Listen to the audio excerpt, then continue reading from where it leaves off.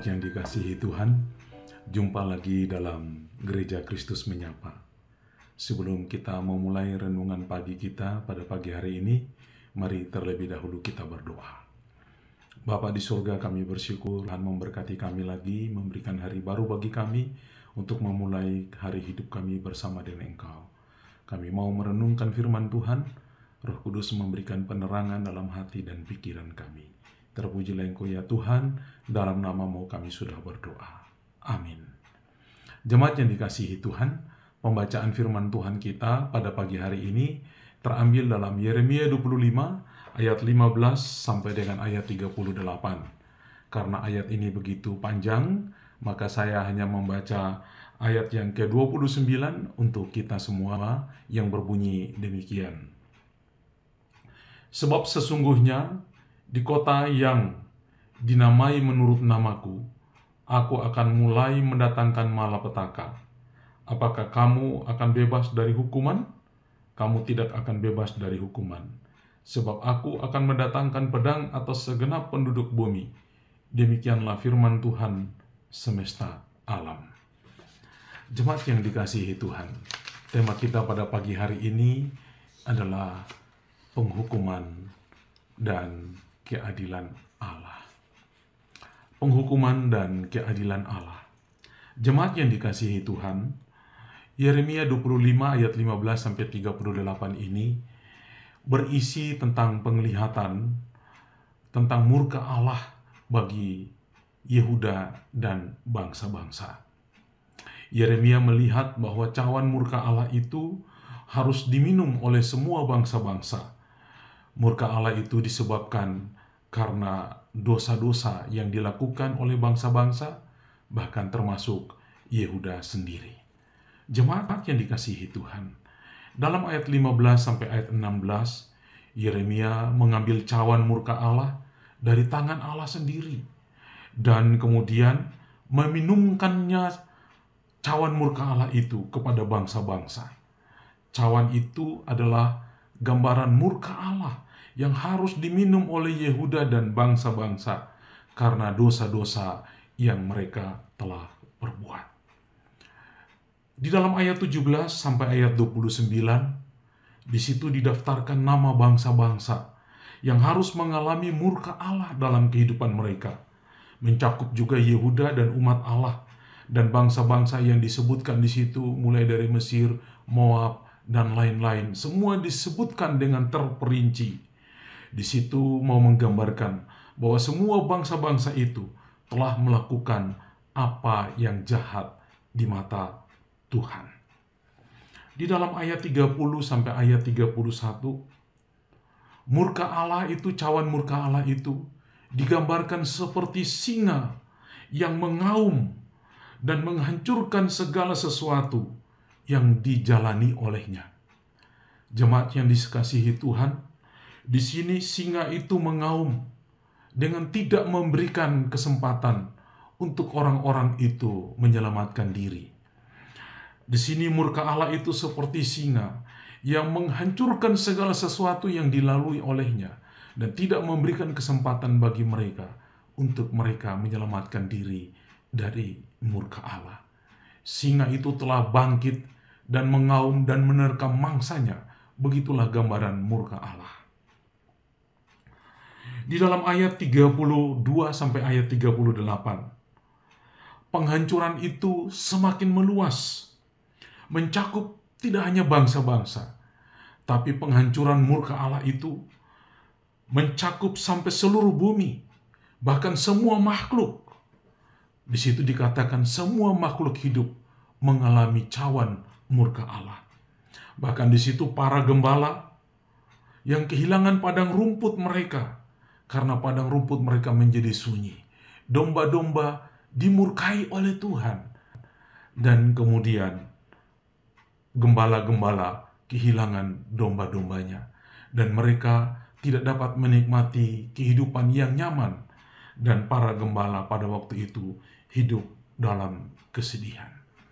Jemaat yang dikasihi Tuhan, dari ayat 15 sampai ayat 38, diberikan gambaran yang begitu jelas tentang gambaran murka Allah yang begitu dahsyat dan luar biasa kepada bangsa-bangsa Yehuda, orang kepunyaan Tuhan yang berdosa kepada Allah. Apa pesan utama yang kita dapatkan dari teks ini? Pesan utama yang kita dapatkan itu ada 5. Yang pertama, teks ini mau berbicara tentang keadilan Allah. Bahwa Allah adalah Allah yang adil. Ia akan menghukum dosa-dosa individu, ataupun dosa-dosa bangsa-bangsa, ataupun dosa-dosa dari komunitas-komunitas tertentu. Dan dosa-dosa yang dilakukan oleh pribadi-pribadi tertentu ini bukan hanya orang-orang yang tidak percaya, tapi di sini juga dikatakan Yehuda, umat Tuhan yang dikasihi Tuhan itu. Jikalau umat Tuhan ini berdosa kepada Allah, maka Allah itu adalah Allah yang adil.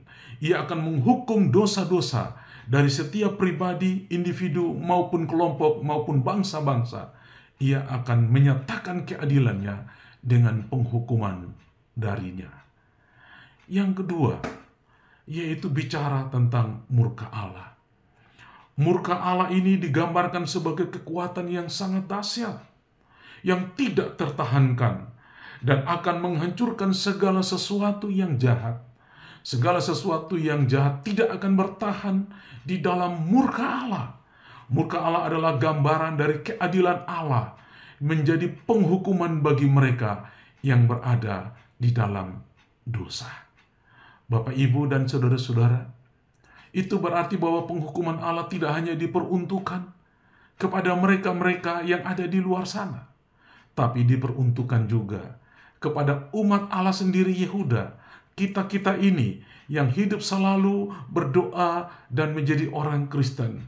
Jikalau kita hidup di dalam segala dosa-dosa kita dan kehidupan yang jahat, maka murka Allah itu adalah kekuatan yang dahsyat, yang tidak tertahankan, yang menghancurkan segala sesuatu yang jahat demi keadilan dan kebenaran dari Dia sendiri, yaitu Allah. Teks-teks ini juga mau memberitahukan peringatan bagi kita, supaya kita menjauhi dosa-dosa kita, karena murka Allah dapat menimpa siapa saja yang hidup tidak sesuai dengan kehendak Allah.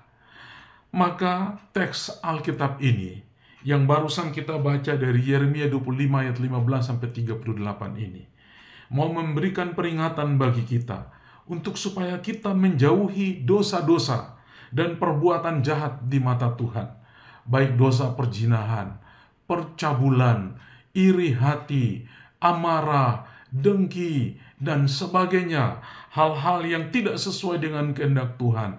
Kita bertobat dan tidak melakukannya lagi, agar tidak mendatangkan murka Allah yang hebat dalam kehidupan kita.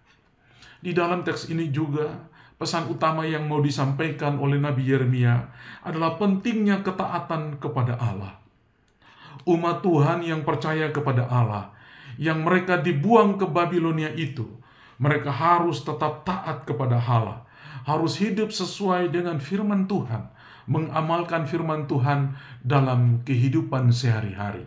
Firman Tuhan tidak hanya melekat kepada bibir dan pikiran mereka, tetapi firman Tuhan harus menjadi gaya hidup mereka, melakukan itu dalam kehidupan sehari-hari, sehingga mereka berjalan jauh dari kejahatan yang mendatangkan murka Allah. Maka pesan yang keempat ini, pentingnya hidup takut akan Allah dan pentingnya ketaatan kepada Tuhan melalui kesetiaan melakukan firman Tuhan.